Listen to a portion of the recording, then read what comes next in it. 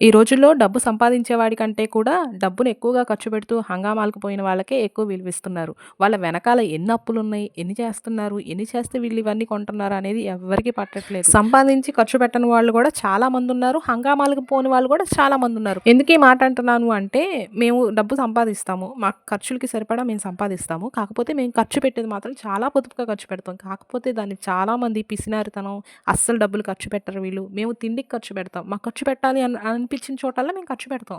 అది జనాలకి తెలియట్లేదు. జస్ట్ మేము ఉండే మా ఇంటిని బట్టో, మా ఈ వాకిలిని బట్టో, లేకపోతే మేము వేసుకునే బట్టలని బట్టో ఇలా జడ్జ్ చేసేస్తున్నారనమాట. వీళ్ళు కాస్ట్‌లీ ఒక 3000, 5000 ఉండే బట్టలు వేసుకోరు.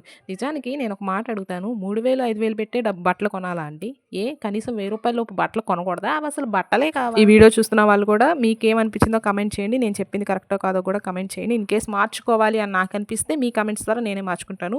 డబ్బు ఖర్చు పెట్టడం చాలా ఈజీ. కానీ వాటిని తిరిగి సంపాదించాలి అంటేనే రెక్కలు ముక్కలు అవ్వాల్సి వస్తుంది. ఆగండి. వీడియోకి ఒక లైక్ ఇచ్చి సబ్స్క్రైబ్ చేసుకొని వెళ్ళొచ్చు కదూ. Thank you for watching.